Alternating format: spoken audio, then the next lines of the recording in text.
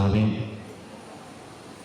പ്രിയപ്പെട്ട ഇവയിലെ ഉൾപ്പെടെയുള്ള ഗായകരുടെ ഉൾപ്പെടെയുള്ള വേദിയിലെ വിശിഷ്ട വ്യക്തിത്വങ്ങളെ, പ്രിയ യുവ സുഹൃത്തുക്കളെ, പാലം പണിയുന്ന നാടാണ് പാല. സാക്ഷര കേരളത്തിൽ മാത്രമല്ല, ഇന്ത്യ മുഴുവൻ ശ്രദ്ധിക്കുന്ന ഒരു വലിയ സ്ഥലമാണ്. കാർഷിക പശ്ചാത്തലമുള്ള പാല ഇത്രയേറെ ശ്രദ്ധിക്കപ്പെടുന്നുവെങ്കിൽ അതിന്റെ കാരണം നിങ്ങൾക്ക് മുൻഗാമികളായിട്ടുള്ള പ്രഗത്ഭരായ വ്യക്തികൾ കടന്നുപോയ വലിയ നാടാണ് പാല എന്നുള്ളതുകൊണ്ടാണ്. കാർഷിക പശ്ചാത്തലമുള്ള ഈ നാട്ടിൽ ദീർഘവീക്ഷത്തോടുകൂടി സഭ പള്ളിയോടൊപ്പം പള്ളിക്കൂടങ്ങൾ പണിയണമെന്ന ആഗ്രഹത്തിൽ വിദ്യാഭ്യാസ സ്ഥാപനങ്ങൾ പടുത്തുയർത്തുന്നതിലൂടെ നാനാവിധമായ വളർച്ചയ്ക്ക് വഴിയൊരുങ്ങുകയും അതുവഴി അനേകം പേർ ഉന്നതങ്ങളിലേക്ക് കയറുകയും ചെയ്തു. പാലായിലെ അഭിനയ വയലിൽ പിതാവ്, പാലായിലെ നായകനായിട്ടും കേരളത്തിലെ നായകനായിട്ടും അറിയപ്പെട്ടിരുന്ന പ്രിയപ്പെട്ട ദിവംഗതനായ കെ എം മാണി സാർ, നാടിന്റെ പുണ്യമായ അൽഫോൻസാമ്മ, അതോടൊപ്പം ജിമ്മി ജോർജ് തുടങ്ങി നിരവധിയായ സ്പോർട്സ് താരങ്ങൾ എല്ലാം മുൻഗാമികളായി പോയത് തുടർച്ചയായി. ഈ കാലഘട്ടത്തിൽ പാലായിൽ നയിക്കുന്നവർ ഈ വേദിയിലായിരുന്നുകൊണ്ട് പാലായുടെ ഭാവിയായ നിങ്ങളെ ഓരോരുത്തരെയും ഓർത്ത് അഭിമാനിച്ച് നിങ്ങൾ എല്ലാവരെയും ആദരിക്കുന്നതിന് വേണ്ടി ദീപയുടെ പശ്ചാത്തലത്തിൽ ഇവിടെ ഒരുമിച്ച് കൂടിയിരിക്കുകയാണ്. ഞാൻ ഏറെ സന്തോഷത്തോടുകൂടി ഇവിടെ സൂചിപ്പിക്കപ്പെട്ടതുപോലെ അഭിനയ ജോസഫ് തമിഴ്നാട് പിതാവിനെ സന്തോഷത്തോടെയും നന്ദിയോടും കൂടി എനിക്ക് വ്യക്തിപരമായി ദീപയ്ക്ക് വേണ്ടി അനുസ്മരിക്കുകയാണ്.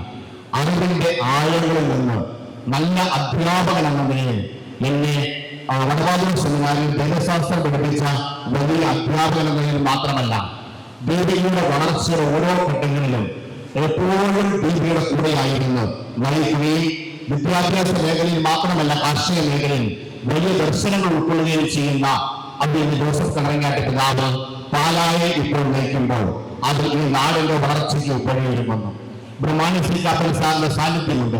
ഞങ്ങൾക്കൊന്നൊരു വേദിയിൽ അദ്ദേഹം പങ്കുവെച്ച കാര്യം 7ാം ക്ലാസ്സിൽ പഠിക്കുന്ന സമയത്ത് അത് മറന്നോന്നും എനിക്കറിയില്ല. ഒരു മത്സരത്തിൽ അദ്ദേഹത്തിന് പങ്കെടുക്കണം. എല്ലാ മത്സരത്തിലും പങ്കെടുത്ത് ഒന്നിനും സമ്മാനം കിട്ടിയില്ല. അവസാനം ഏത് മത്സരത്തിൽ വേണമെങ്കിലും പങ്കെടുക്കാൻ പേര് കൊടുക്കാനില്ലാത്ത ഒരു മത്സരം കണ്ടു. അത് മറ്റൊന്നുമല്ല, ഓട്ടം തുള്ളലായിരുന്നു. അദ്ദേഹം 7ാം ക്ലാസ്സിൽ ഓട്ടം തുള്ളലിൽ മറ്റാരും പങ്കെടുക്കാനില്ലാത്തതുകൊണ്ട് അതിൽ പങ്കെടുത്ത് സമ്മാനം നേടി. ഇതാണ് പാലക്കാട് പ്രത്യേകത. എവിടെ ഗ്യാപ്പുണ്ടോ അവിടെ നേട്ടം കൈവരിക്കാനായിട്ട് കഴിയും. ഇവിടെ നമുക്ക് തടസ്സത്തിനുണ്ട്. തടസ്സത്തിൽ അതിമനോഹരമായിട്ട് വിദ്യാഭ്യാസ മേഖല നല്ല അധ്യാപകനാണ്.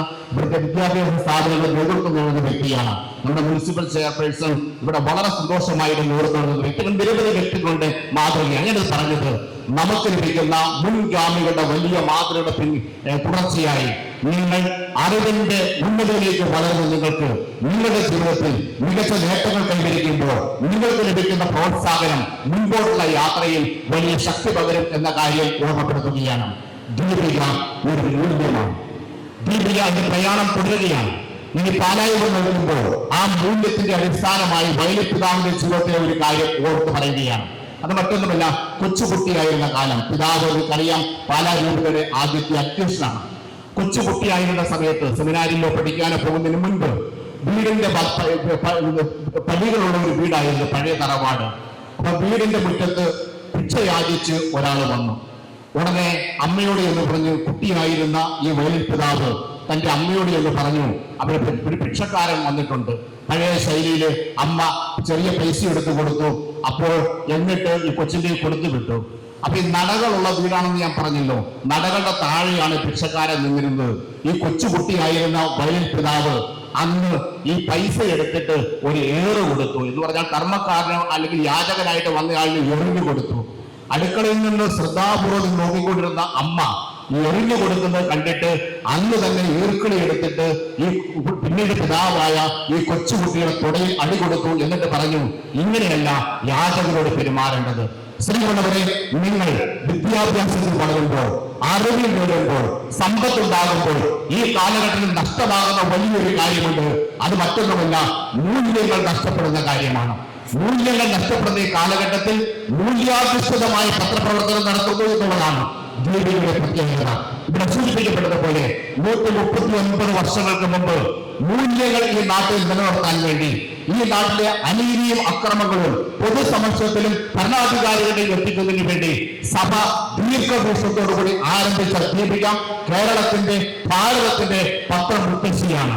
ഏറ്റവും ആദ്യത്തെ മനോഹരമായ ദീപിക പത്രം ആ ചൈതന്യം ഇന്നും കാത്തു സൂക്ഷിച്ചു കൊണ്ടുപോകുന്നുവെങ്കിൽ അവിടെ ഈ നാട്ടിൽ മുൻപോട്ട് വലിയ ദീർഘവീക്ഷണത്തോടുകൂടി നയിക്കുവാൻ നിയുക്തരാക്കപ്പെടുന്ന വ്യക്തികളാണ് നിങ്ങളെന്ന ബോധ്യത്തോടു കൂടിയാണ് നിങ്ങൾ മികച്ച നേട്ടങ്ങൾ കൈവരിച്ചപ്പോൾ നിങ്ങളെ ആദരിക്കുവാൻ ദീപിക മുൻപോട്ട് കൊണ്ടിരിക്കുന്നത്. അതുകൊണ്ട് ദീപികയ്ക്ക് ഇത് വെറും ഒരു ചെറിയ കൂടിവരവല്ല, പിന്നെയോ ഇത് ദീപികയെ സംബന്ധിച്ചിടത്തോളം ഈ നാടിന്റെ ഭാവി രൂപപ്പെടുത്തുന്ന ഭാവി വക്താക്കൾക്ക് പ്രചോദനം നൽകുന്ന, പ്രോത്സാഹനം നൽകുന്ന വലിയ ചടങ്ങാണ്.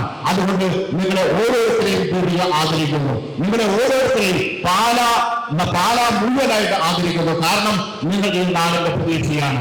നിങ്ങളുടെ മുൻപോട്ടുള്ള പ്രയാണത്തിൽ ധാരാളം ദൈവാനുഗ്രഹം ഉണ്ടാകട്ടെ എന്ന് പ്രാർത്ഥിക്കുകയാണ്, വിജയങ്ങൾ ആശംസിക്കുകയാണ്.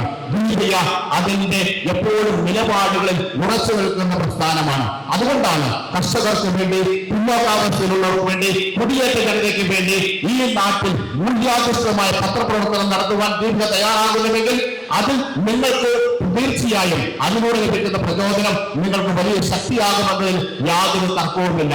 ഞാൻ ഒരു ഉദാഹരണം മാത്രം ചൂണ്ടിക്കാണിക്കാം. നമ്മുടെ ഈ നാട്ടിൽ വ്യവസായ രംഗത്ത് ഏറെ പ്രചോദിക്കുന്ന യൂസഫ് അലി സാറ് കോട്ടയം ലുലുവുമായി ഉദ്ഘാടനം ചെയ്ത അവസരത്തിൽ അവിടെ പ്രത്യേകം ക്ഷണിക്കപ്പെട്ടിരുന്നുകൊണ്ട് പോയ അവസരത്തിൽ പരിചയപ്പെട്ടപ്പോൾ വ്യക്തിപരമായി എന്നോടും ഇവിടെ ഇതിന്റെ മുഖ്യ സംഘാടകനായ മാത്യു കൊല്ലമലക്കരോടിനോടും പറഞ്ഞൊരു കാര്യമുണ്ട്. ഞാൻ ബിസിനസ് ആരംഭിക്കുന്ന കാലഘട്ടത്തിൽ ദീപികയാണ് എന്നെ ആദ്യമായി ആദരിച്ചത്. എന്നിട്ട് അന്നത്തെ ഉദ്ഘാടന വേദിയിൽ പരസ്യമായിട്ട് അദ്ദേഹം പറഞ്ഞു, എനിക്ക് ദീപിക ഞാൻ ബിസിനസ് ആരംഭിച്ച സമയത്ത് തന്ന ചെറിയൊരു മെമന്റോ, ചെറിയൊരു പ്രോത്സാഹനം എനിക്ക് വളരെ സന്തോഷമാണ്.